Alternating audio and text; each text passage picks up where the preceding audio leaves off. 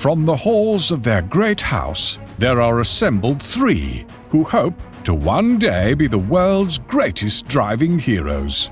Created from the cosmic legends of the universe comes our team captain, the Vision, Bill Fisher, their soon-to-be Wonder Woman, Vicki Fisher, and our Batman, the master of tools, gadgets, and all things mechanical, our mild-mannered soon-to-be millionaire, Alan Danvers. Their mission: to fight injustice, share what is right and wrong, to get you out of your house and come out racing with us and serve all mankind. They are the Garage Heroes in Training Team. Welcome to the Garage Heroes in Training Podcast. I'm going to be one of the hosts for this episode. My name is Bill. Who else is here hosting? I'm Vicki. You are. And we might have a pop in. Don't know. Haven't heard. Mm-hmm. She could come. We'll let you know. We have a returning guest for his second appearance. He is the host of the RaceFF podcast. He still drives cars with the wrong driving wheels, but we'll like him anyway. Jaime Garcia. Welcome back to the podcast, Jaime. Thank you for having me on again.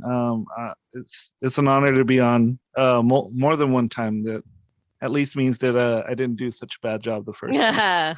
Well, we felt bad. You were in the midst of a long traverse down the entire West Coast and literally doing your podcast in the car as you're driving. So I figured we give you it is the RaceFF studios for a reason. It is. We've used our cars before. That's not a problem. Miss Vicki is joining us this time, so I don't know if you guys ever officially met on the last one because I think she tapped out after a long garage day. But so we're here. So rumor has it. Let's update everybody. Rumor has it that you had your first Honda Challenge event. Mm-hmm. Yeah. So I mean, this has been a long time coming for me. It's really been a dream of mine to compete wheel to wheel, and especially in a Honda, since the first time I went out to the track with a proper org like NASA. And it was really a dream come true for me because that I've been wanting to do, and I've been working really hard to get my car to be ready for that. And I mean, our previous episode where I was on kind of shows to a little bit of the lengths that I'm willing to go to make sure that things are done in time. And one of them was driving a car on the West Coast from Washington State to LA. So what, I don't know if level or classification is correct, but which level or classification did you run with the Honda Challenge guys? So I ran in a series called Honda Challenge H4, which is kind of like a sister or similar to like SCCA ITA. So very limited prep, intake headers, no ECU tuning. What else? You're allowed to cut the car. You have to have a proper roll cage, window net, all the stuff that you guys have to do kind of for Lemons, but our seats and belts have to be up to date. I don't think for Lemons they don't do that. They do. Oh, they do. What about fire suppression? Was that in there or no? So fire suppression will be mandatory starting January 1st, 2022. Okay. So you've got like 12 races before you'll get there, right? Actually, this is we have one more event, and that's in Chuckwalla. And like I've said so many times in my podcast, we're super spoiled, and that one's 3 hours away, and that's a little too far for me. 3 hours. 3 hours. 3 hours. We're just thinking about getting gas. We haven't even started thinking about when we're going to stop. I'm jealous. Yeah, I'm like, because I think they just released a little bit of next year's schedule, and we're planning to do Big Willow as our first event, and that one's like about 50 minutes away from us. So I'm like, that's a great track. That way we can drive back home after we're done and just leave the race car in the garage. Right. I thought we liked this guy. What did we do wrong? Did we lose a bet to have him on again? going on? Oh man. But yeah, so I mean, dude, like it's racing wheel to wheel has been a dream, and I mean, I had my expectations right where they needed to be because I knew I wasn't going to be competitive. The car still needs an LSD final drive. I'm not on the optimum tire for my chassis, and the car is 200 pounds overweight for where I should be, and yeah, there's just like a lot of little performance things that I need to get there. But for me, I was just like, I just want to be out there and try. And on the first race, thanks to a more veteran racer, Carlos, um, he gave me a little bit of a tip on what to do on turn one, and man, I got door to door with the pack. No way. After turn one, and I was super excited because, man, like it just worked out just like he told me. He told me to go off on the left. You just know stuff, break, man. yeah, and just carried a good amount of speed, and I had to slot back into a car behind him so that we could go through the chicane. But yeah, I was there for like part of the first lap, and then everybody left me. Oh no. Was this before or after you decided to also try Honda Challenge and Rally on the same weekend? Oh, so that was me fighting so hard for last place. So fighting hard for last. Yeah. So I had made I was just praying that I didn't get lapped. And of course that didn't happen. Second to last turn, the leader of Honda Challenge passes me, and well, I just moved out of the way to allow him and two other Spec Miatas to pass me on one of the slowest corners. And I'm like, well, he's here. Let me try and keep up, because now, like, one of the issues that I was having out on track was that the tires that I'm running are probably a little bit too big for what I have. Mm-hmm. And it took a while for my rear tires to come up to temp because I'm wrong wheel drive. So you're not doing anything with them except dragging them around. Dragging them around. And they just got all this meat on them. And I'm like, man, like, so just put a stick with some roller skates down there and you don't use them. Yeah, exactly. So I'm coming up behind them, going into the last corner before the front straight, but they go 3 wide in front of me. Mm-hmm. So I actually can't see my apex. So it took me until I was able to go back in the video and see that, I early apexed. And then when I felt I was tracking out, I'm like, I'm going to drop 2 tires. So I'm like, all right, instead of fighting it or trying to pitch it, like, I don't want to loop it or do some noob thing on the front straight. So I'm like, let's just drop a tire or whatever, stay buried in it, and it'll be fine. Mm-hmm. Oh, no. It'll be fine. It's all good. It'll be memorable. But what ended up happening was, because I early apexed so much that the car ended up going 4 off. And then I felt the rear end start to dance on me. And in front wheel drive, that's only, the Colin McRae quote, when in doubt, flat out. And I just stayed pinned with it. And right next to the front straight, there's 2 access roads. And when the car jumped over them, the rear end started to wiggle more. So I had to stay completely buried in it because I didn't want to go cross the front straight. Yeah, that would be bad. So I stayed in it, got like pitched back into the track, and I tried to stay as far left as possible. And thankfully nothing bad happened. I profusely apologized to 2 of the Spec Miatas that passed me on that time. The first time they've seen that, don't worry. Oh yeah, I mean, there was some carnage before that. Like I remember going on the front straight and going like, "Is that a bumper and bumper support?" It looked like a Spec Miata one, and I'm like, "Oh, that makes sense." Yeah. But yeah, I went to the driver, and he's like, "Wait, are you in that black car?" And I'm like, "Yeah, I'm really sorry, man." He's like, "No, that was pretty awesome. You were keeping up with us in the dirt," and I was like, "Oh."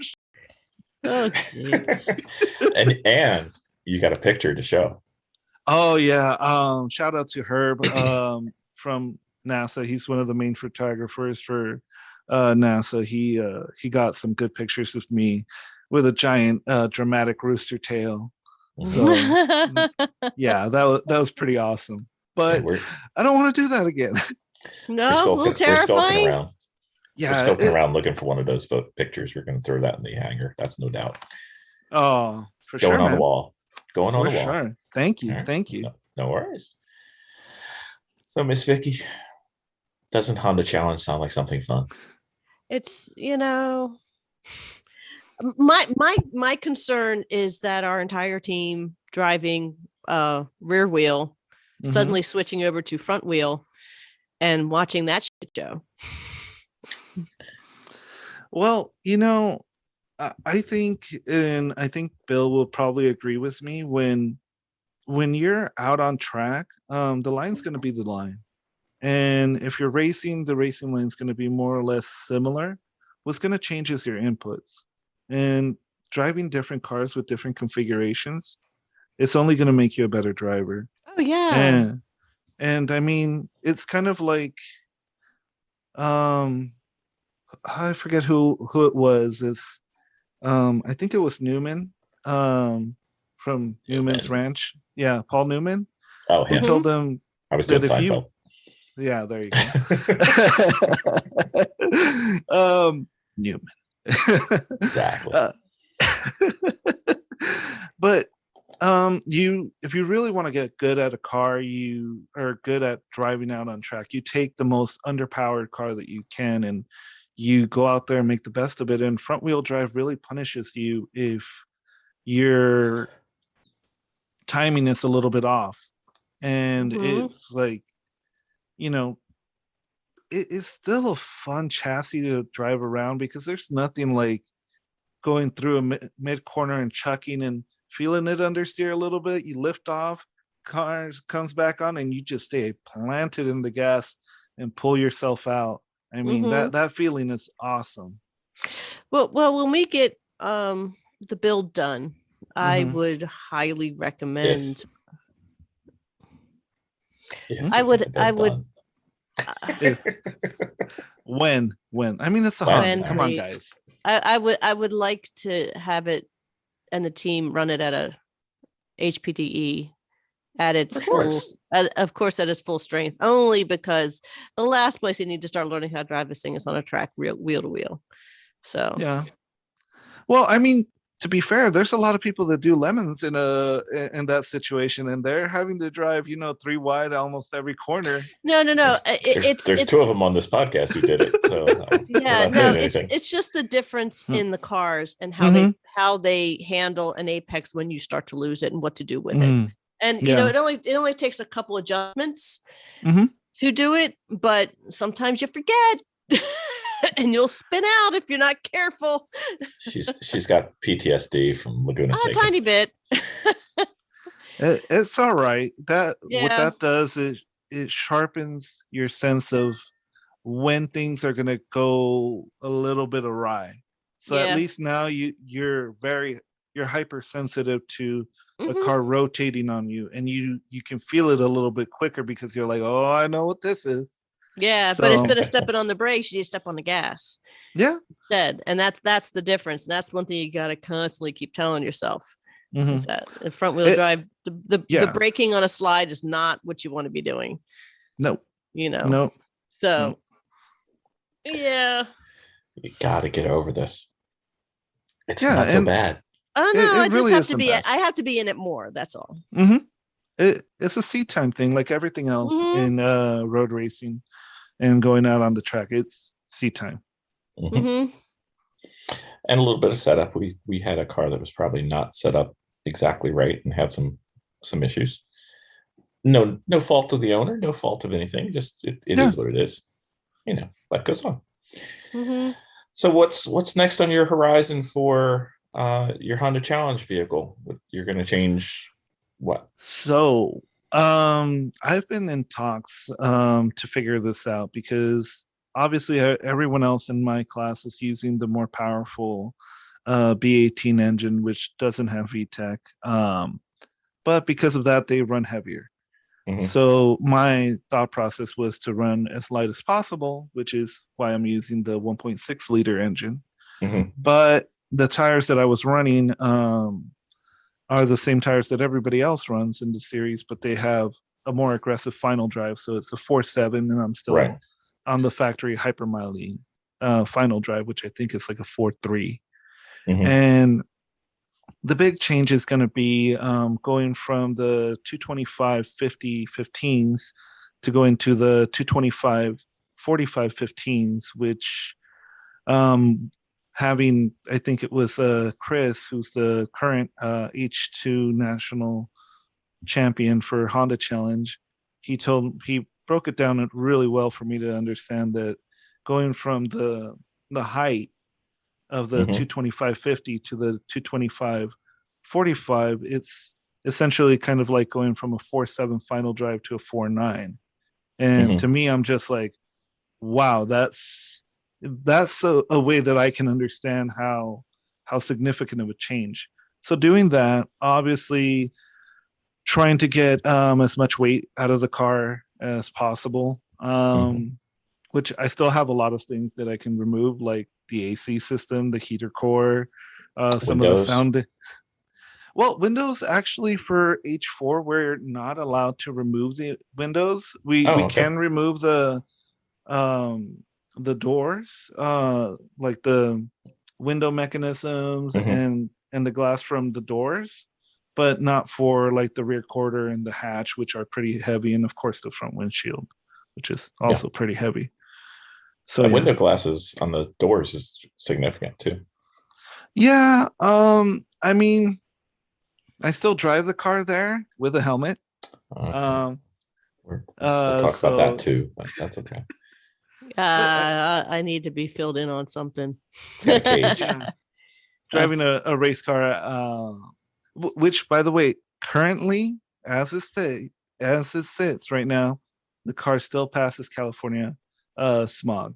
Doesn't need to pay any special thing. Has the California CAT. All of the intake and headers have their CARB numbers on them, so my car is street legal. Yeah. I like that. Yeah. Doesn't mean it's a good idea, though. No, it's not. And most likely for next year, me and my fiance have been talking about it, and we're probably looking at a tow rig. It's probably going to be like a Toyota Sequoia, because it's got that Tundra engine in it. So yeah, our biggest problem is that we have a giant hill or a mountain to climb called the Grapevine. And if it was up to me, I would have a Honda Pilot as our tow rig. But going up that hill, I need that V8, man. If it was flat, like, dude, perfect. Pilot, we're done. But and that's something I actually haven't asked you guys about. Like, what do you guys use to get to the track? So we started with a I guess it's F-150. A half ton. Yeah. Well, we started. Did we rent the first time? Yeah, we rented a first couple, and we rented actually the trailers too. Yeah, we rented the first couple times. We had no idea what we were doing, so we got eventually we got an F-150, and then we got an enclosed trailer, and then it wasn't great because we had between us, I think, how many hours of towing experience did we have? None. 0, yeah. So we didn't know anything about it, which, surprise, we didn't know anything about it. And so we just got like a ball hitch, life is good. And then, the first time going down a mountain nearby, mountain East Coast. and a truck going by, all of a sudden that enclosed trailer starts going, woo! We're like, this isn't good. Trailers would go by. Yeah. So we found this thing called a load spreader or a anti-sway hitch. And we're like, oh, we need one of those.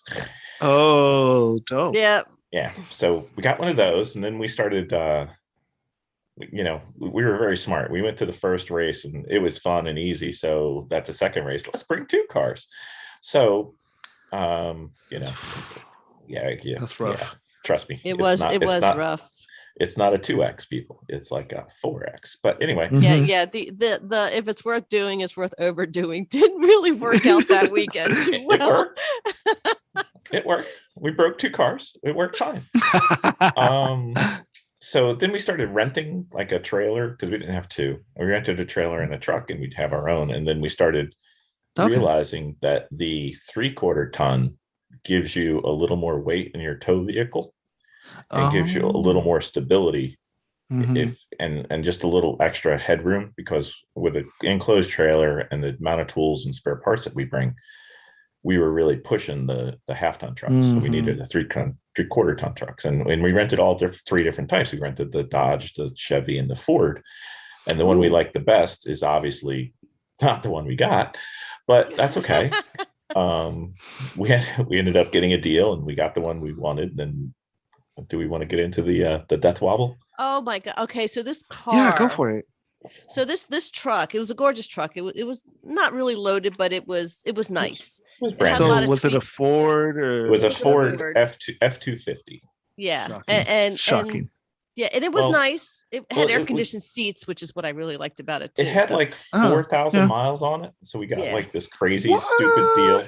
Right. But now did it come from Louisiana? Why we got the deal. No, I don't know. Maybe.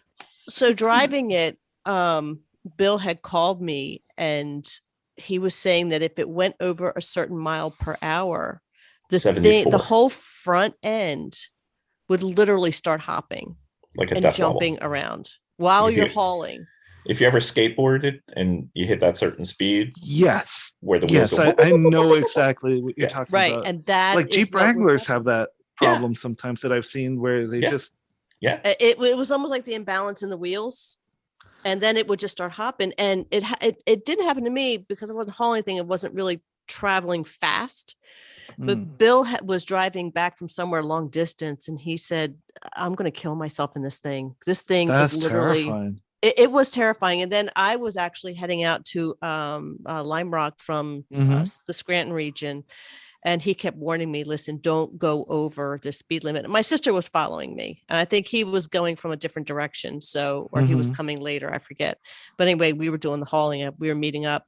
And it had done it to me. And literally my eyeballs were still bouncing in my head where I couldn't really focus on the track. And my sister was behind me. She goes, that looked terrifying. That looked and at that point we tried to get it fixed again. They're like, there's nothing wrong with this car. And really? And Bill's like, I beg to differ. And at that point, Bill's like, they're not going to help us. We got to get rid of this thing. So we had to get rid of it because it was going to kill us. Because I took terrifying. Everything that I could just to get it not go into the ditch on the side. So I dropped the truck off, and it's between where we live and where I work, and I work 25 minutes away. Okay. So I dropped the truck off and I drive over to work, and as I'm pulling in, they're calling me saying, hey, the truck is fine. There's nothing wrong with it. And I'm like, there's something wrong with this truck. I don't, they're like, no, our technician took it out and everything's fine. And I'm like, I drive race cars. I know what's good and I know what's not good. They're like, no, it's fine. And I'm like, okay. So then I went and picked it up and said, okay. And I drove straight from there to a Chevy dealer and got a Chevy. So now we have a Chevy 2500. We just, we probably took a loss on it and everything, but it literally was going to kill us. Yeah. So if only you could have gotten that tech to ride with you and then just like, though it was sort of an intermediate thing. So intermittent. Yeah, intermittent thing. So it sometimes it will do it. Oh, I hate that. So I hate that. Yeah, but it was gradually getting worse. But yeah. So when it would go, here's what I tracked it down to. But if you go over like a bridge or an overpass or anything, and it's perpendicular to the road, you're fine. But if it's at an angle to the road and the wheels hit at 2 different times, it would just set it off. Over 74 miles an hour. So I'm like, if you go over a thing at an angle, 74 plus, and it was literally like riding a bucking horse, trying to hold on. Yeah, I've seen at that 74 or 80 miles an hour. Yeah, I've seen that on those Jeeps or whatever, but that is hauling a trailer. Oh, it was terrible. It was terrifying. Even without the trailer, it would do it though. Mm-hmm. Yeah, my sister said, that looked, because she was following a car behind me, one of the race cars, and she's just like, oh my God. She goes, are you okay? And I'm like, no, I'm not okay. I got to get this thing still to where we're going and back again. So we just had to take it slow. So the sum of the story is, take it from newbies who knew nothing about towing, get a little extra vehicle, get the weight stabilizer, call it good, and everything's better. Yeah. I that's kind of why I'm going with the Sequoia. At least here, those engines are pretty bulletproof, and I mean, having a V8 versus a V6 towing, especially up on a hill. Now, do you have it enclosed or open trailer? TBD. I'm gonna TBD, but it's most likely gonna be a U-Haul. Oh, okay. Those are heavy. Yeah, they are heavy. They are 2,500 pounds, which is going to be heavier than the race car. Actual car. I know. But the cool thing about the U-Haul ones is that they're overbuilt for what they are. For sure. Yeah. And it's mainly because they know who's going to be renting. Yeah. I think you'll probably roll down a canyon and still be fine. Yeah. So, and I mean, to keep costs down. Yeah. Mm-hmm. And to keep costs down and whatnot, it's not that expensive to rent them, at least from here in SoCal. So, the thing is with them, though, is sometimes it's hard to find them. Yeah, I've had a buddy of mine, John from 91 Octane, who's been doing that consistently, and it can be hit and miss, but essentially what you have to do is become friends with the U-Haul place that you're renting from, pretty much, and actually be like at a first name basis and be like, hey Chuck, I kind of need this. Yeah. Where can you find me one? Yeah, exactly. Because then when is one due in? Yeah, and I mean, to be fair, again, there's plenty of U-Haul places, and if they didn't have that service, I mean, it would be really difficult for me living in a condo to rent out a trailer or something like that. So or store it more. Yeah, we were told by the 2 U-Haul places we use that the trailers aren't really in the system, so they won't appear. So if it says there's no trailers available, it has nothing to do with whether it's actually there or not. There or not, yeah.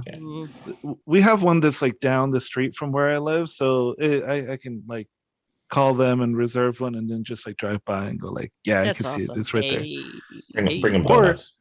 Or I could be like Dylan and just join Dollywood and just get a dolly. Yeah, good. Make sure you have 2 tires you don't like. Yeah, because I mean, my buddies, they all flat tow their race cars for drifting, and yeah. We don't ever want to do what drifters do, though. So so actually, that's great. That's a great segue. So we are building a 24 hours of Lemons race car. No way! Yeah, that's awesome. And it's going to be front wheel drive. Of course. Yeah. So look at the surprise look on my face, right? I'm so excited about this car because it's actually a chassis that I've kind of had a little bit of my eye on just because of how underappreciated it is. And it's a 1999 Toyota Corolla, and it has to be a Toyota because my buddies are all drifters and they're big into crappy Toyotas. So we had to get a Toyota, and we got it off of eBay at an auction site, and it the AC blows cold. The interior was hot mess. One of the seats was completely broken. No problem. I don't care about any of those things yet. But and the shocks were completely gone, blown to God knows what. Like it's literally something that could have been a great daily driver, but you just needed to go in there and just refreshing the stuff that needs to be refreshing. So like shock springs and what have you. But it's a 5-speed. It shifts well. It it's good, and we were able to find coilovers for it at a cheaper price than actual shocks. So my buddy was able to find and lowball this guy a little bit. So we got a set of coilovers, max speeding rods, for $120 for all 4, brand new in the box. Fantastic. So that, and we have a Cobra seat that I had given my buddy a while ago. So he knows how to weld and fabricate stuff. So we were able to use the stock sliders and put the seat in there. And yeah, we have a team going. We're going to be going to are the sliders, do you know if the sliders attach on both rails? I think it's like separate. But the like latch mechanism to allow them to slide is like built into the slider. Okay. If so that's built in, or does it hook in? No, it's like built in. It's got one of those almost like a rivet, but like those factory rivets where it's just like flat and sheared. Okay. So yeah. Well, if not, we know where to get like $20 sliders. So check it. Make sure it attaches on both rails. Okay. I mean, if need be, my buddy, I mean, he's a drifter, so he'll just he'll weld another piece of metal on it to reinforce it. But yeah, that's awesome. Okay. How exciting. I think it's Jeep FJ sliders or TJ. Jeep FJ. Or TJ. I can't remember. I can look it up. We'll be in contact almost about the same. that. Yeah, they're almost the same as the race ones. So Spark goes. Nice. So safety's good. Yes. So he's building the cage for it. He's done a lot of drifting stuff. So it'll be, and he built the cage for our previous Lemon's car, which was again a front wheel drive Toyota. Shocking. From the 90s. Nice. So it was the one with the pop-up headlights. Oh, nice. But it was the front wheel drive one, so not like the one that's worth $30,000 nowadays. Well, wait till it has your racing livery on it, then it'd be worth even more. Oh boy. Yeah, so it sounds like you need some Garage Heroes and Training stickers. I'm just saying. Oh, I'll send you my address. I'm down to put them on. We'll send them over. They make you go faster. I don't know why they do. Hey, I'll put that on the race car as well. No worries. So, yeah. But yeah, I'm excited about that. We still need to figure out a couple things in terms of like tech, because we did buy the car for $7,000, and yeah. Oh, who cares? You're fine. Okay. Because they tell us like, hey man, it has to be $500, and I know the safety includes tires and wheels and brakes and whatever. Yep. But like last time we went out there, we got put in like a pretty high group, mainly because they're like, oh, like we push on the car and it's like, yeah, this car feels like really stiff, and it's like, yeah, because we welded on Toyota Avalon shocks and springs to the back.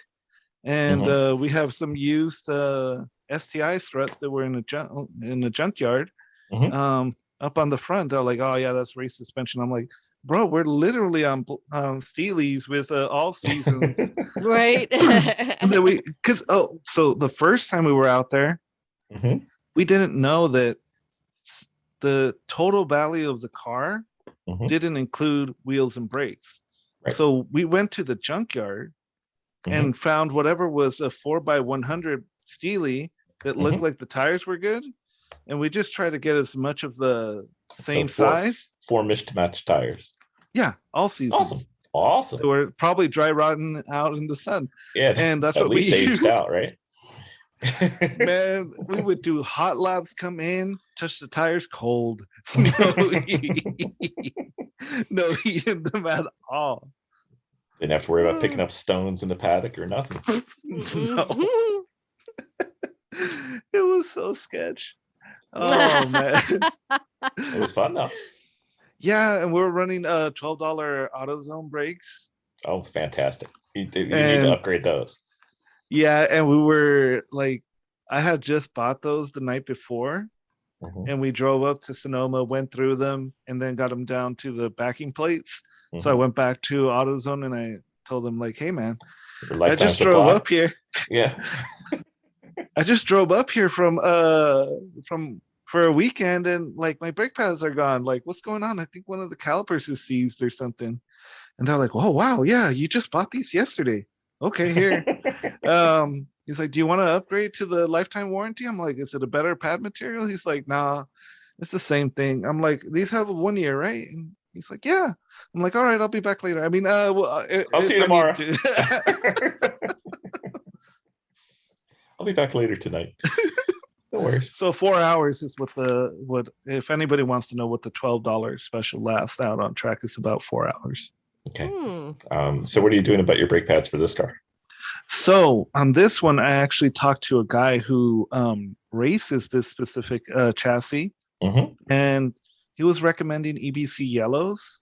And I found something that's going to work similar to those. So it was like $30. So I wanted to go out there and test them at a local track day. So we'll probably test them out and see if they work. I know you guys were telling me about the Porterfield ones. ST43s, Ray Bestis.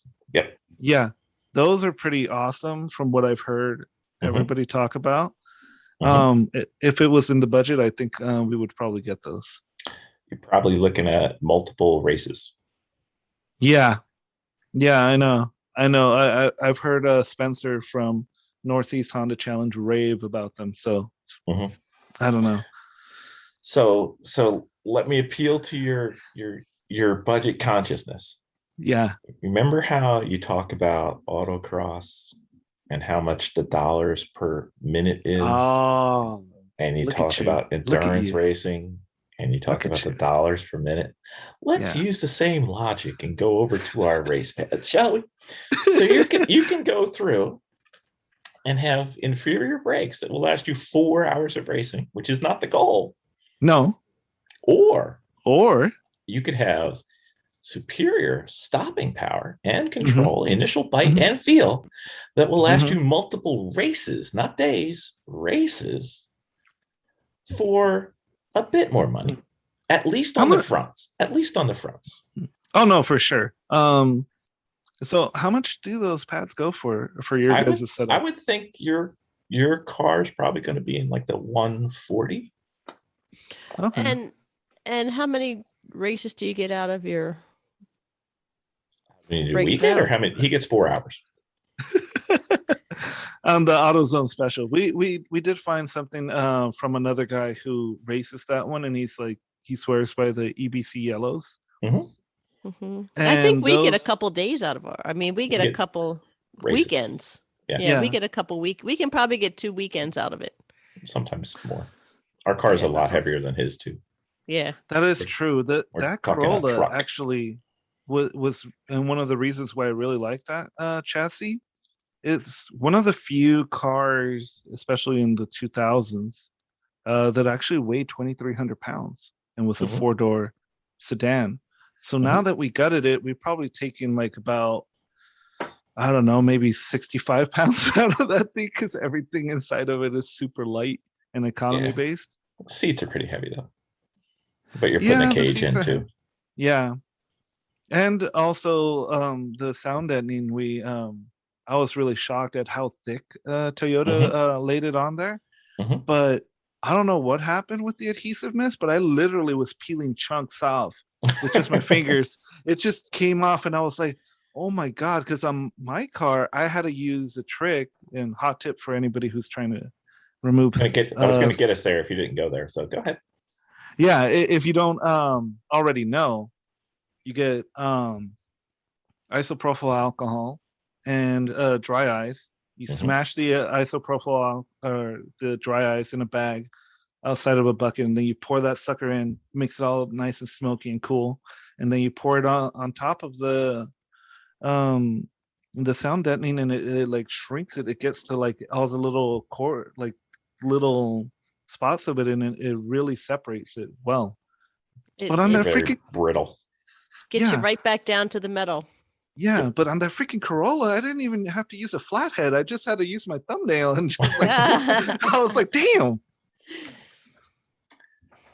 But yeah, so Toyota wasn't all right. The Corolla wasn't exactly a sound deadening machine either. So having had a 2003, I can speak for this.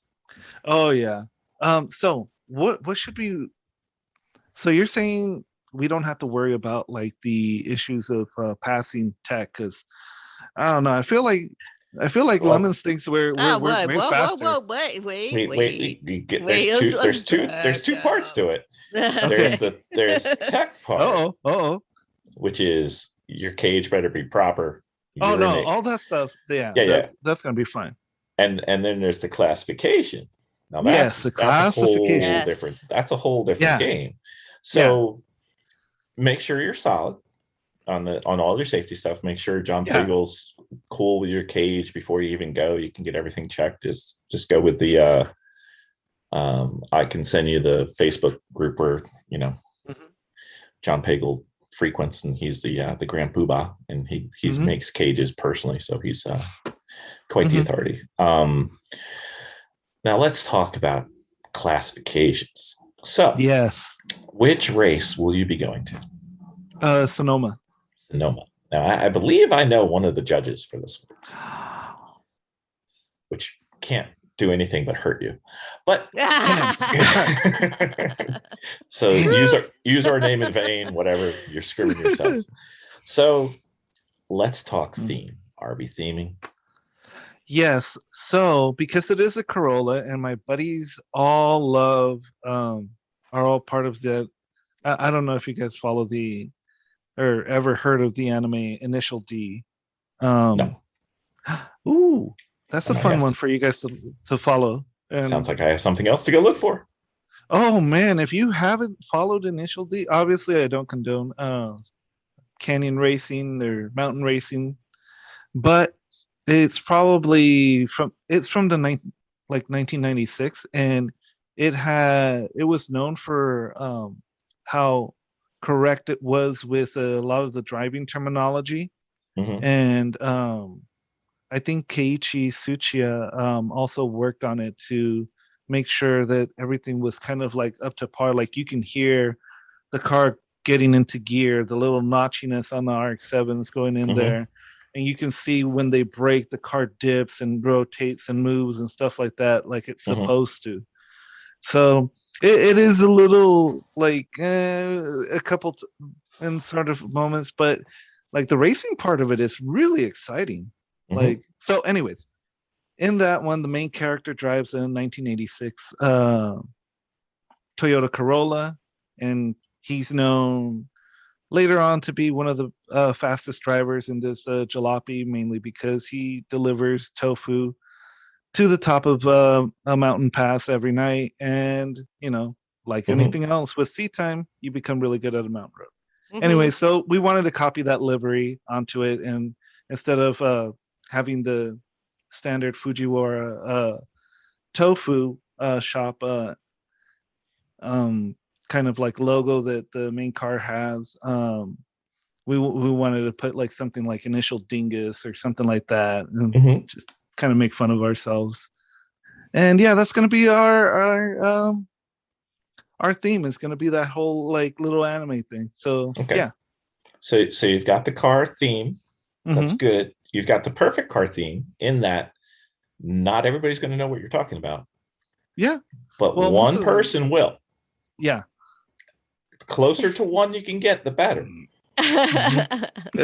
So you got that covered. Now let's talk drivers and team. What are we theming? Drivers, and I thought we were just going to copy some of the characters from that's the fine. manga.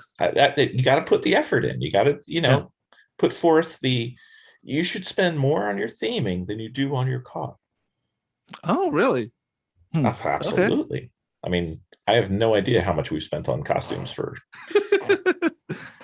All right, I'll bring this out to the team meetings because my fiance's driving, and we also have. Oh, she is awesome. Yeah, I convinced her to try and take this on mainly because I'm like, dude, it's seat time. You're gonna have fun, and we have another driver who's like, I would say pretty well known. Stephanie drifts. She drifts a 86 Corolla, a pink one. She's a really good driver. So yeah, all of my team is going to be full of solid drifters driving a front wheel drive car. So what could go wrong there? Now you're not bringing any like cafeteria trays or anything to put on the back wheels for this race, right? Oh no, it's Sonoma in December. You don't need cafeteria trays, especially with the tires you probably have. So, oh man, like because we did it before and we had the great idea of camping out on the track. That's great. You like sheep? I think we had a tent and the zipper broke. Oh, fantastic. So I slept in a full Nomex suit with a snowboarding jacket over my head and a 0-degree sleeping bag. And I was shivering the whole night. Oh no, no sleep, exhausted the next day. Of course. Yeah, of course. Sounds like lemons. All right, so we've got a theme. We've got the livery. Let's talk bribes. What are we talking? Yes, let's talk bribes. So how are we gonna bribe these guys to not put us in the gonna finish or gonna win it or gonna finish class? So where do you want to be? Where do you think you belong? I think we belong in the slowest group because they need to be in C to start. Yeah, because I mean, like, let's be fair. We bought a car off of eBay, and that puts you in the top 10% of lemons. I've seen the top 10% of lemons. There are guys out there with Porsches, and I'm like, bro, no. But they got an Iron Duke in the back, so it's no big deal. Anyway. Anyways. Okay. Yeah, so that's really where we want to be at. Group the goal C is C. Your goal is C. B's not terrible. All right. Well, I mean, yeah. You've got drifters, your fiance, and you. The odds are you're not winning this weekend anyway. They're good though. They're good though. I understand. Yeah. Well, okay, so let me interrupt this logical train of thought. How many black flags are we planning on having this weekend? Well, if it's anything like last time we were out in Sonoma, we had actually a lot of yellow flags because of people going off and whatnot. And it being cold in that carousel, I mean, it really knocks people out. So how many black flags on your team will there be this weekend?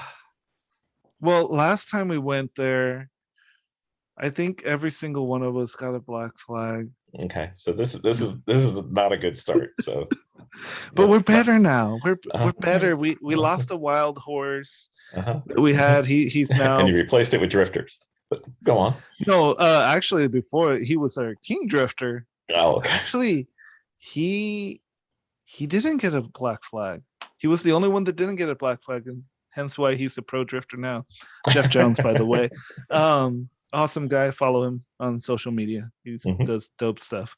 But yeah, so now we got the B team drifters. So yeah. Okay. All right. Yeah. All right. All right. So judges. Bribes. We've got 2 judges who will be there. All right. Those. What are you thinking, Miss Vicki? You're very good at the bribing. What do you think? Yes. Well, you know one of them. Know your judges. Know your judges. We will find out who your judges are for you. Yeah. Yes. Know your judges. Sometimes personally it's a good, if they happen to wear a kilt, then something kilt related might be good. But if, other than that, alcohol usually works good. Food works good. Alcohol is traditional. Mm-hmm. Yeah. And they end up sharing it all at the party that night. It's getting overdone, though. I mean, it is. You know, there's not many kidneys left after a lemons race. No, but baked goods, food is good. Mm-hmm. They like food. Potentially special gifts from Harbor Freight are always nice. Car parts. If you know the dredges properly, like I think a 928 transaxle, if you can find one, would go over. You might get C with negative laps, but anyway. A 928 transaxle. Okay, that's right. I think the thing that you can do that we like to do sometimes is we like to come up with some type of penalty and provide the judges a penalty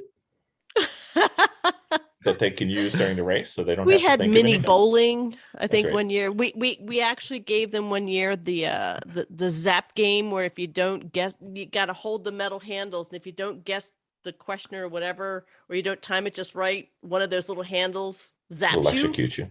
Yeah. So there was that. I forget some of the other bribes that we have given them.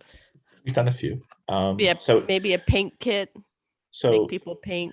So you've got to go in there with the proper attitude, which means a good livery, nice costuming, always fun. You have to go in there not being that guy, right? Or the girl. Yeah. We mentioned that guy, but yeah. Yeah. So you don't want to be that guy. And you want to be there because you don't want to be the racer dudes and dudettes. You want to be there for the fun and understand the lemons. And then once they see that, they start to relax a little bit. And then you go there and you show the proper bribery intent. So you get it. You know the game. You understand. You're part of the team. You're part of the crowd. You're not out there. You're one of us. And then you'll be fine. So how big of a Garage Heroes in Training sticker do we need to put on the back bumper for this one? I might be able to get you some stickers that would help you. I'm not sure ours would, but I think I can get you some stickers from the judge. So if you go there pre-stickered for the judge's team, now we're talking. I'm down. Yeah. You know what would also be good is potentially having a radio playing or a phone playing a podcast from one of the judges. That would go over quite well. Ooh, I am down. Yeah. We that's my sound system actually for my race car. When I drive it to the track, I have a little Bluetooth speaker and I listen to podcasts this fine podcast, the Garage Heroes in Training. That's right. Great. Your check's in the mail again. Thank you. Yeah.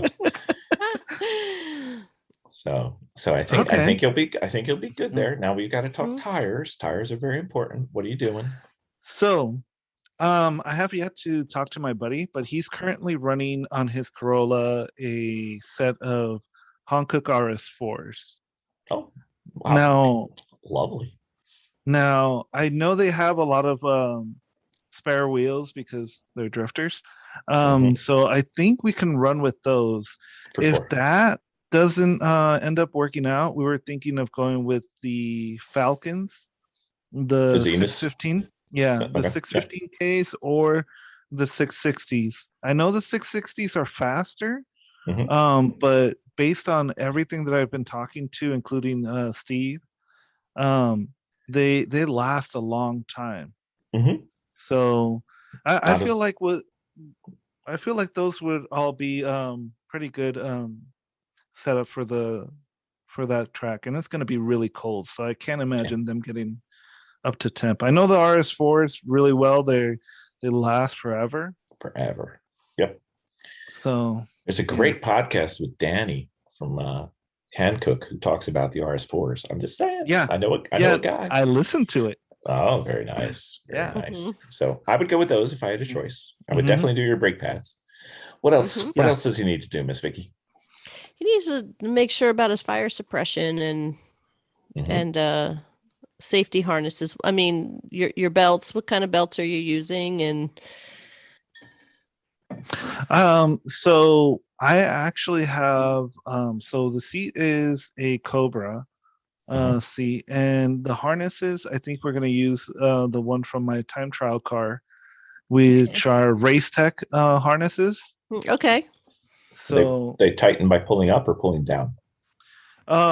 They have the pull straps, so you pull down. What about the lap belts? Down. The lap belt has like this cambered, like a camber lock that you can unlatch, and then you can tighten up like that. So in terms of ease of use, though, that one I ended up buying for my race car as well, just because I was in love with how easy it was to adjust. And when I had my silver car out at a Grid Life event here in Big Willow, I was able to fit Adam, Tom O'Gorman, and me really easily going back and forth at the same time. Like Adam drove it for a little bit, then Tomo, at the same time. Yeah, I was on Adam's lap. All right, very well. Tomo was on top or bottom? Whatever, doesn't really matter. I don't know. What I mean, if he's steering and putting the gas pedal, we're still going faster. I'm pretty sure. Yeah, he can drive. Okay, so we got our seat belt, we got our seat. So you have your fire safety is the fire suppression system. Well, yeah, so it's pointed in your lap on the floor, and it's pointed at your feet in your lap, and it's also pointed 2 rods in your engine. Fuel rail. You got an inside pull and an outside pull. Okay, that one we still don't have yet. We're getting it. I think my buddy's got it on his race car, so we're gonna repurpose it for that one. But yeah, okay, cool. Okay, got to do that. Most important thing we probably haven't talked about, although I'll probably come up with something else. Seat. Now, the variety of sizes of your drivers is going to be a big deal. It's big.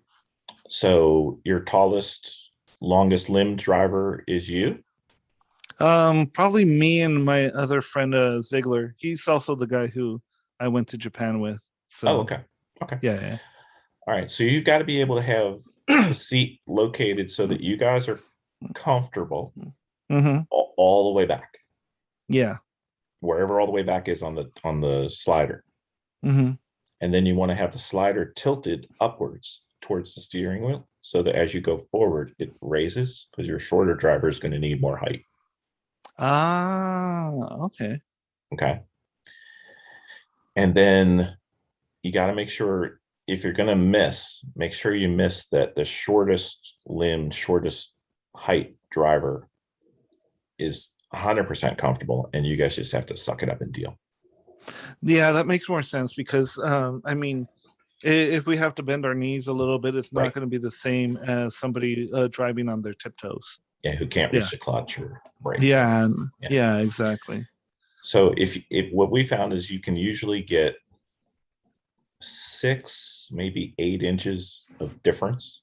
You can accommodate through that. But if you have a 5'2" lady and a 6'5" male, or doesn't matter if they're male or female, you're going to have a tough time.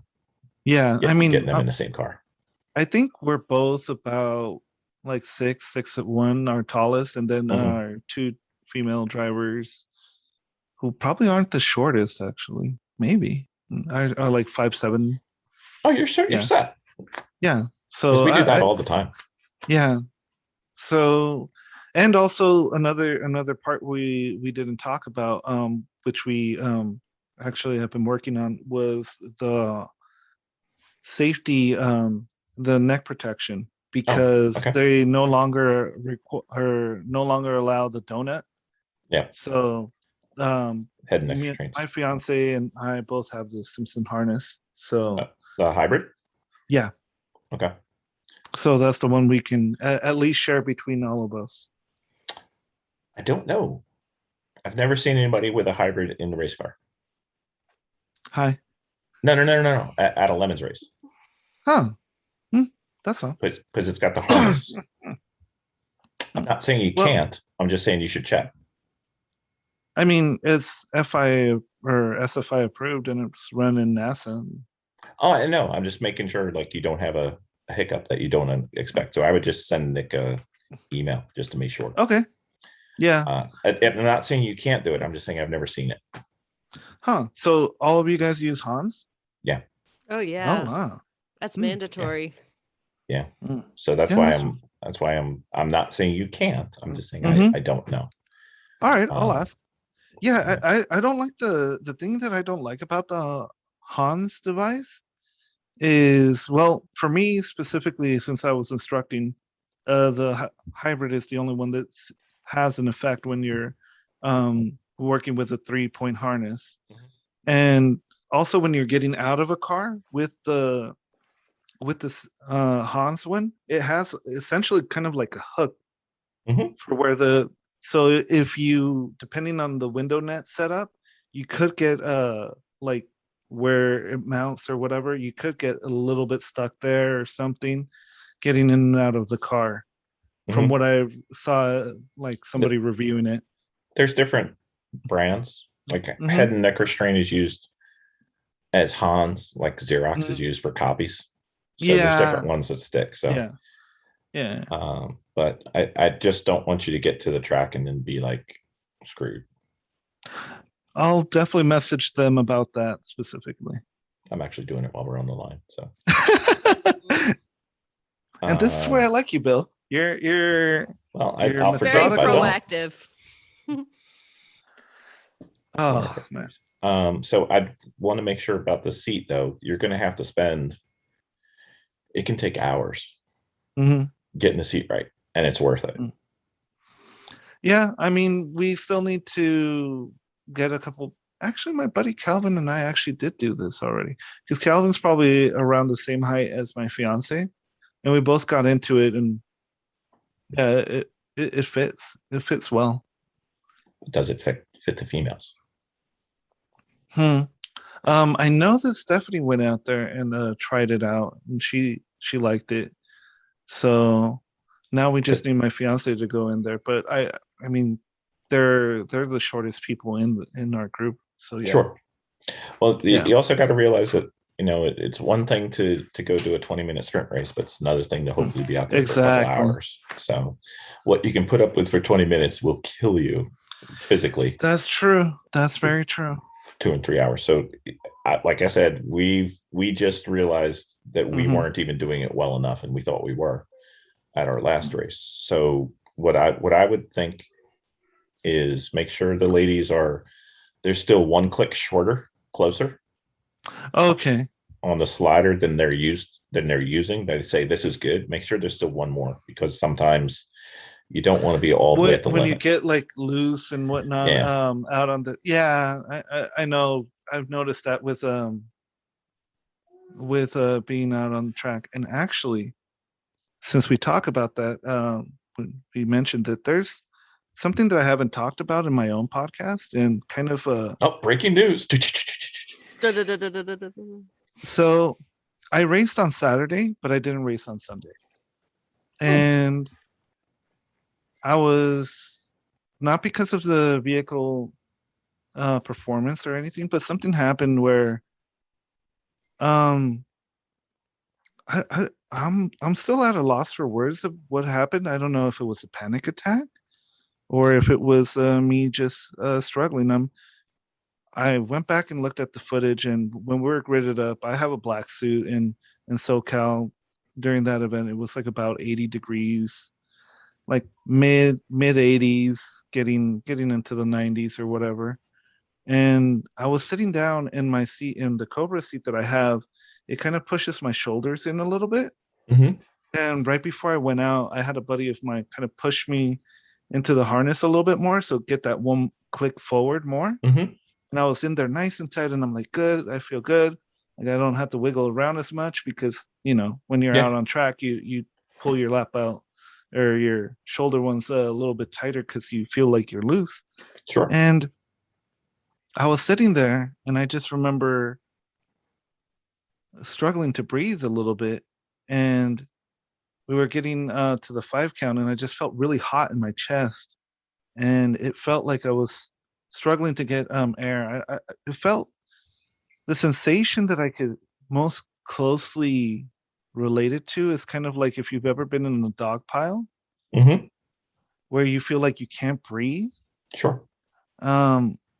and that happened, and I ended up just taking my helmet off and just putting it down and just unopening my driver's suit. And I told the other guys, you know what, like I felt for a second like I was going to throw up, and I'm just like, you know what, I'd rather take a knee and not go out on this session if I'm not like something's up, something's wrong.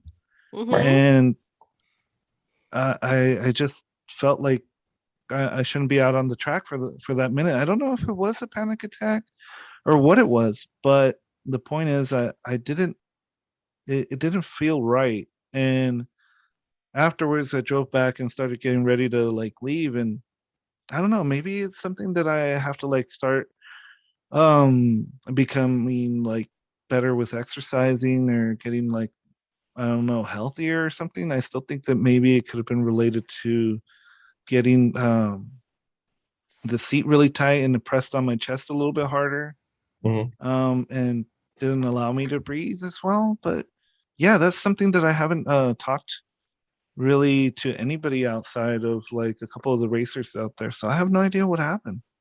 But we've had 2 drivers have that. Really? Yeah. Tell me about it.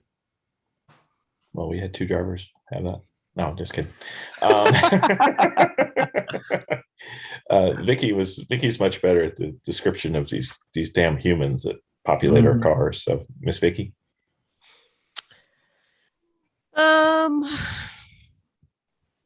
About going out on track or feeling nervous on track?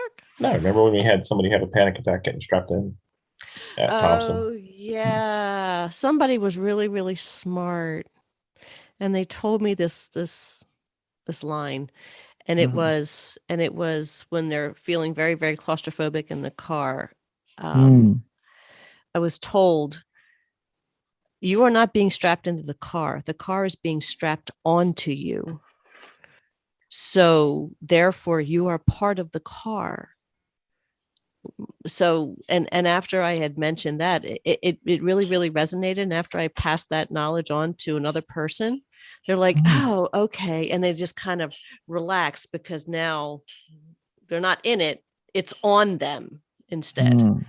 So it's natural to feel that way though. I mean, it is on your first time. If on your first time out, yeah, it is. Or not to mention that you're already when you're first going out and you're being put into a car. I mean, it is a bit overwhelming because there's a lot of anxiety about what of the unknown, but they also have to realize that what they're driving is safer than what they're going to find on the street.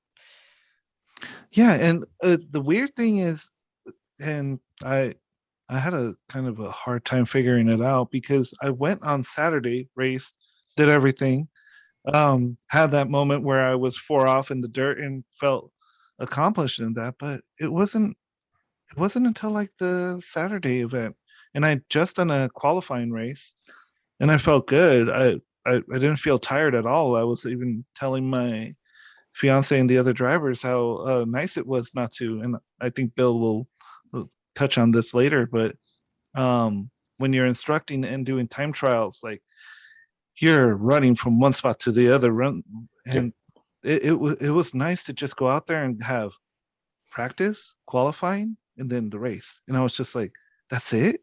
Like I could sit down, like I could drink stuff and not die running around and then not feel like my voice is going out because I'm talking consistently for all this time. And it's not a complaint. It's just that it's a different responsibility, I think. Sure. So was it hot that day? I mean, it's a multi-layered suit. It's black. I'm inside of a black car.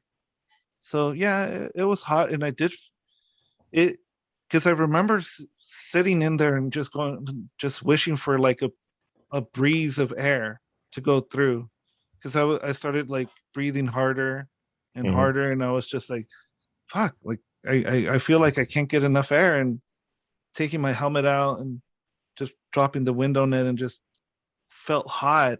And yeah, I don't know. That could be car sickness too. How long were you in the motion sickness?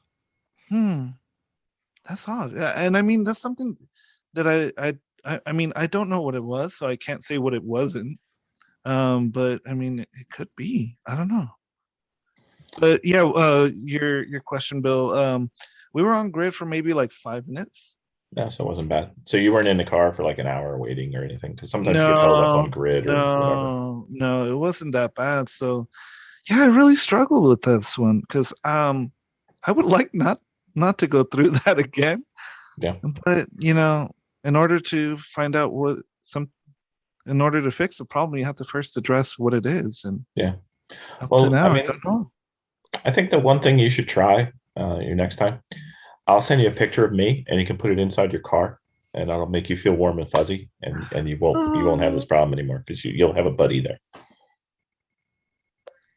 I will take you up on that and I'm going to put that up on my sunroof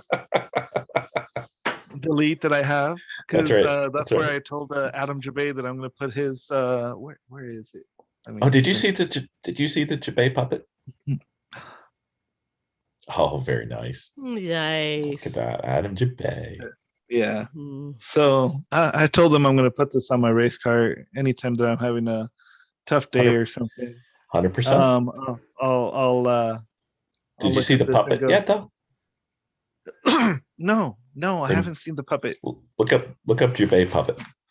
It's fantastic. I'm excited. It's fantastic. I'll message him right away after that. Absolutely. But yeah. So yeah, that's something that I need to. I don't know. I live on a giant hill, so I probably need to start walking up and down it during the week at least a couple times to get my fitness level up. Mm-hmm. Make your car lighter. It would help. I mean, the car is 200 pounds overweight. It's not all you, man. There's still other stuff. Mm-hmm. So, yeah. So that's something that I haven't even mentioned in my podcast yet. So, okay. Exclusive. Oh, exclusive. Well, we can talk about it. We'll let you. It's your podcast. You can talk about anything you want. Mm-hmm. So let's see. What else? What are you bringing to the race? Bringing in terms of like spare parts for the 24 hours of lemons? Tools and spares.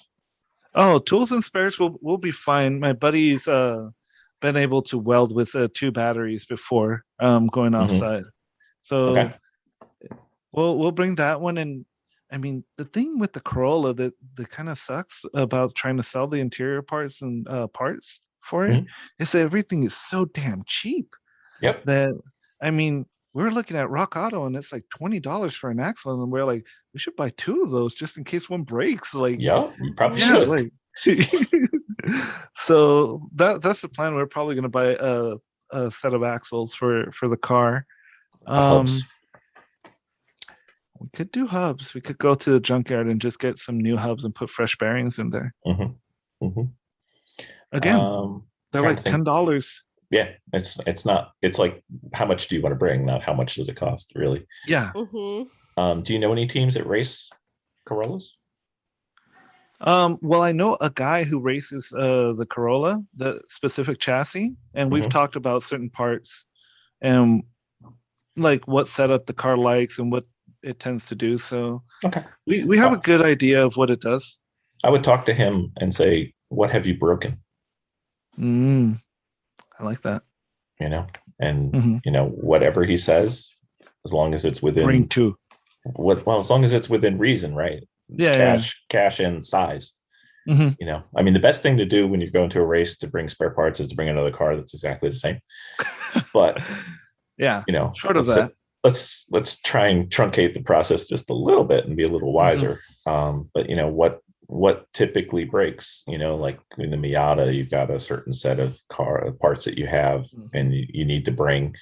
In the BMW that we race, we have a certain set of parts that we have to bring everything because there's nothing you can buy. Like, you can't go to that's locals. Right. So you're kind of in between, but I don't know that chassis well enough to say, oh, the thing that breaks is the camshaft timing. I have no idea. Sensor or something. Could be anything. Yeah. Right? Coil pack. I don't know. But the typical things are something electrical usually goes, just because this thing's at temperature for so long, and the hubs for sure. A spare set we bring 2 spare sets of tires, but Don't do what we do because we're ridiculous. What else do we usually? The hubs are for sure. Axles are great. Cooling system will take you out, so maybe something with the cooling system. We were looking at a spare radiator, and I think it was like $40, and we're like, we're just gonna get another radiator just in case. Protecting the radiator is always good. Yeah. Maybe having some cooling throw to the front brakes, especially, would be nice. Yeah, I have a brake duct. Brakes and ducting. hubs. Yeah. Not a bad thing. We always put something to protect our radiator from rocks, and it's pretty cheap. Like a little mesh or something. Mesh or the honeycomb aluminum plates or whatever. Those are things. What else, Vicki? I think what else? Definitely mount your transponder before you leave if you can. Yeah. Sometimes they're a pain. Depends on the car. I think what else? No, I think that's about it. Brake fluid? Oh yeah. Yeah, you gotta do your brake fluids. Yeah, the brake fluid. We all agree on. It's the AT Type 200. That's the one that I've been using. I'm a big fan of high wet boiling points over the high dry boiling points. I feel like they last a little bit longer, less maintenance. Yep. Make sure your helmets are 2015s if you can. For me, it's going to be fine. My drifter friends, I'm like, all right, I think you guys have 2015 helmets. I hope so. Otherwise, you'll be buying helmets at the shop, and they're expensive. Yeah, because they also need to drill the holes for the. They're not already tacked? No. Oh, they probably need new helmets. Because usually the ones now, they come threaded. They just have that's the new standard is the 2020 ones. They all have that standard. But I think the 2015s didn't. Maybe. All our 2015s do, but that doesn't mean they all do, right? Yeah. And then you got to find out about the Hans for sure. And I haven't gotten a response back, so we'll let you know. Yeah. Thank you. No worries. Roll cage padding. Got that covered. I have a spare. Yeah, the window net. Yeah, again, optional for lemons, but not a bad thing. What about? Do you guys have problems with fog out there? Because I know you never have this thing called rain, but do you have fog? Well, since in Sonoma, it's close to San Francisco, and I forget which poet said that the coldest day they've dealt with was the summer in San Francisco because of the fog. Yeah. So we'll be Sonoma's actually right next to the like the bay, so it gets freezing cold. I think we have to run like antifreeze in the car because of that. Okay. Do you have the defroster in your car? Currently, yes. So we're keeping that one. Yeah. Vicki's got a trick that we learned from a friend on how to keep your windows from fogging. Is it the shaving cream? It is. Barbasol. Yeah. Barbasol. Yeah. You spray that sucker on the inside, wipe it down, get all the streaks out, and then it doesn't. Yeah. We'll probably still do that just because it's going to be a lot easier than having the freaking heater and just blowing that sucker out for a minute. Yeah. I think that's the other thing with the seat position. Make sure everybody can reach all the controls. Another part where I think we're going to mess around with is taking the mirrors off the side and using the little oval ones that are inside spots. A little bit. Okay. Yeah. Yeah, because last time we did that one, my driver's side mirror got taken out by another competitor. And I was like, making that left-hand turn out of the straight, and I'm like, I hope nobody's there. I hope no one's there. I mean, I hear a lot of stuff, but I hope. What about your rear view mirror? The rear view mirror, we still have the stock one. So, if I were to offer a suggestion, if you get the large concave one, not the segmented one, the large concave one, The Broadway one. But don't mount it in the middle where your normal rear is. Mount it where your passenger is. And then you get less of your helmet in the mirror, and you can actually see all the way around. I might actually take you up on that for my race car. You should. It's very good. Because I like that. It works so much better. Mm-hmm. Because you can actually see behind your head that way. Like you see. I like that. I like that a lot. So like mounted as if it was kind of like a mirror for the passengers. Yep. It's like an 18-inch convex. Yeah. It's the like little snap-on ones that they get for yeah. Oh, I like it. Yep, that works well. What else do we do, Miss Vicki? Oh, are you doing anything with your fuel system, or are you just running the stock one? Running the stock one. I mean, that's good. Okay. Less complications. For sure. What do you think, Miss Vicki? Anything we're missing? You got your tow hitches. Tow poles, or you can use the hard ones or the belts, whatever. Poles. And that's all I could think of. I really can't think of anything else. Yeah, sounds like you got yourself ready to go. Yeah. You know what's going to happen, though? What? We're going to have you on for the post race. Oh, you know it for sure. Anytime that I get the opportunity to be on here with you guys, I'm more than happy to do that. Okay, we definitely need to know. Now, there's one thing I need to get to before. Well, there's two things. Okay. Before we part. One, when are you going to do Grid Life? So I looked at the 2022 schedule, and they're doing one at. Yeah. Oh, I've been looking like every day. Damn.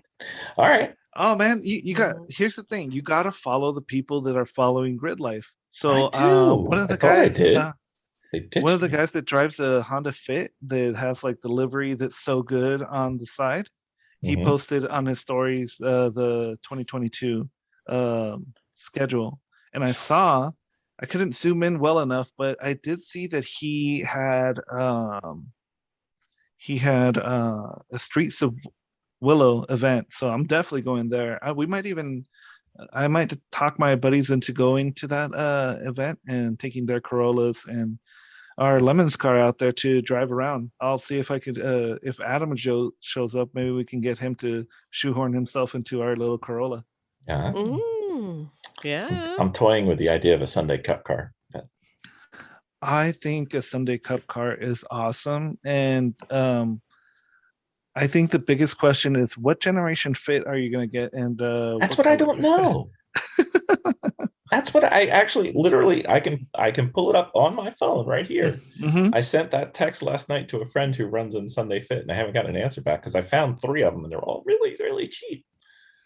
So Adam Jabay really had the 2nd generation Fit, and on his most recent podcast, he talked about the modifications that he's done to it. Progress, rear sway bar. He's running staggered, so like a reverse wider 205. Right? Yeah.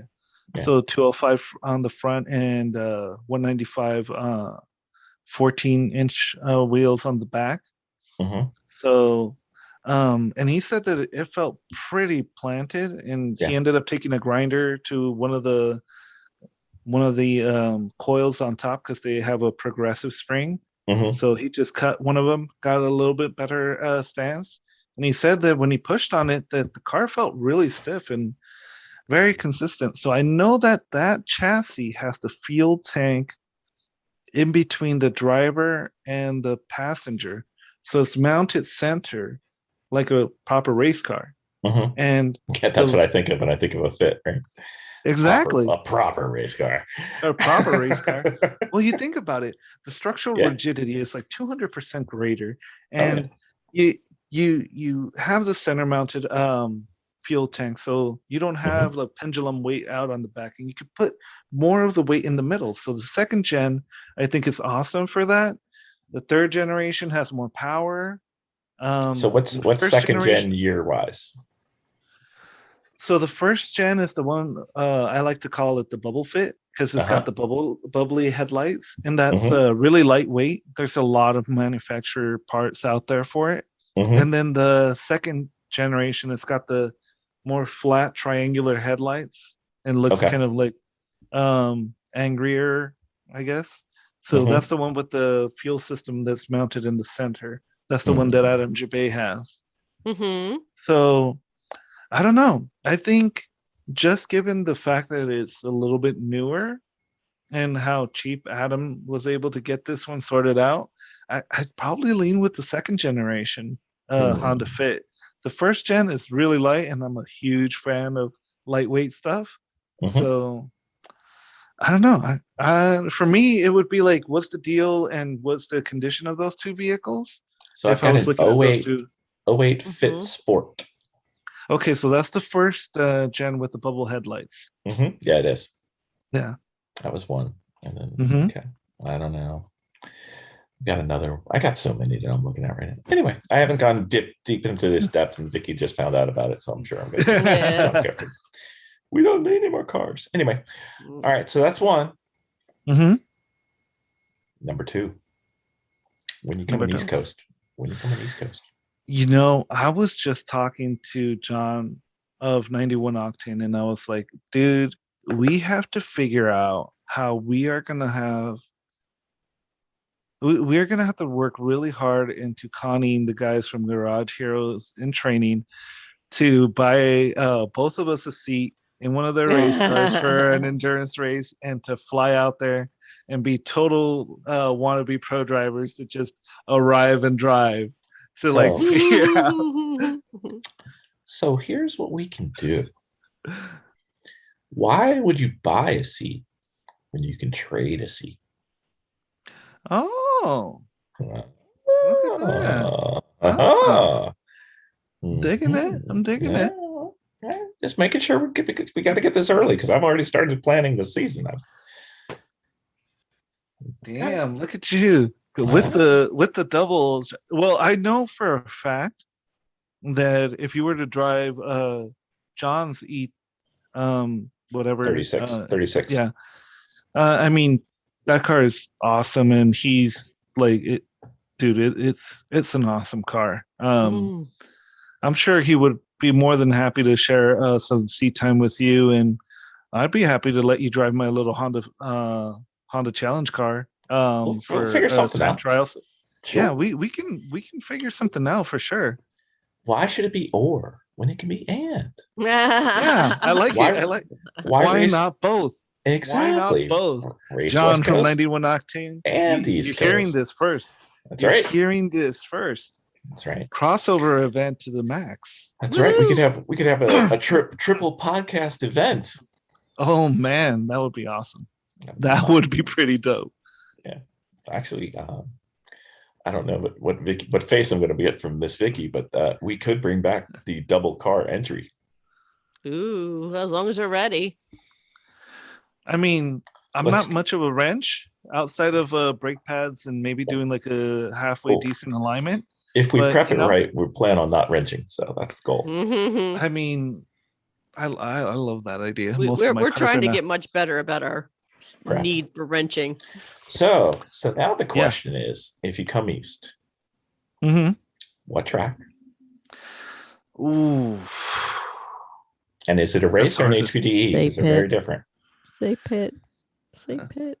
I don't know why, but there's like a voice in the back of my head that wants to say pit. I don't even know what that means. That's an excellent choice. Okay, now the tough one for you. Are you going to pansy out, or are you going to be a man? Are you going 1993 Honda Civic, or are you going 2003 Chevy S10? You know, why does it have to be an or? That's true. Why can't it be an and? We could do everybody drives all the cars. I mean, I'll be real honest. From 6 or 7 drivers, 2 cars. I would want to get John from 91 Octane on this, and like both of us go out there and do this. So yeah, I would be down to do either one. Okay. But how much more fun is both? That would be pretty sick. I mean, that would be pretty sick. So yeah, I think I think we got some work to get John into this, and I'm down. Oh, he makes bad decisions all the time. That's not a problem. Yeah, he has a BMW. Why not? Exactly. Trust me, I understand. Right. I got this covered. He has two. Yeah, that's true. All right, so think about April. That's the pit race. That's pretty soon. Yeah, that's why I'm saying it seems like next year is like so far away, but no, it's not. That's pretty soon. I might not be able to do that actually, because that might be when I get married. You're allowed to get married, but where else is better to have a honeymoon than Pittsburgh, that's Pennsylvania? Not gonna fly. No. Wait. I got one more try. What if she's in the car too? No. Now we're talking. See, maybe not for that. Maybe, but right. that will definitely do a little bit more of it would require some finagling. But yeah, dude, that sounds awesome. Like I would love to try and do that next year. I think that would be fun. Let's see. I'll get you the exact date. Not that I have my schedule already, but I do have my schedule already. Yeah, we'll have to figure this out. But yeah, definitely. Let's see. I'll have to figure out if I can fly in with John's carry-on or whatever is cheaper on Southwest, or having to do like for April 16th. For South. That's so early. So wild. There's other tracks. There's other tracks. There is other tracks, but yeah, maybe I would say probably next year would be a good time to try and do it. You know, it'd be fun if you don't want to do we could do the Trek race at Pit Race in July. Yeah, that's right, because July is way too hot for us to do track events over here. So I don't know how the weather is for you guys in July over there. It'll be warm, but it's not crazy. Okay. Yeah. Okay. That sounds awesome. Or you could do Mid Ohio in May. I mean, Mid Ohio is. I mean, it's a legendary track. That's what I'm saying. And it's in the middle. Mm-hmm. It is in the middle. Mm-hmm. Oh, yeah. All right. I'm gonna have to start messaging John so that we can both get in on this. I will share the schedule if you will share the Grid Life schedule with me, because I don't have it on my list yet, but it's coming. All right. I'll double check on that guy's Instagram and then screenshot it and send it over to you. So you may. That sounds fantastic. I will add it onto my Excel spreadsheet and share it back.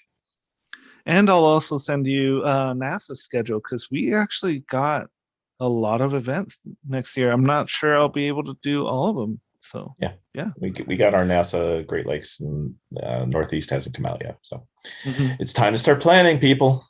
It is. This is how bad decisions get made. Oh, it sounds horrible. I love it. I know. Well, when is your race coming up, sir? I think we're shooting for the Big Willow event, because I mean it's only 15 minutes away, so we'll probably do. Good luck. So that seems to be it.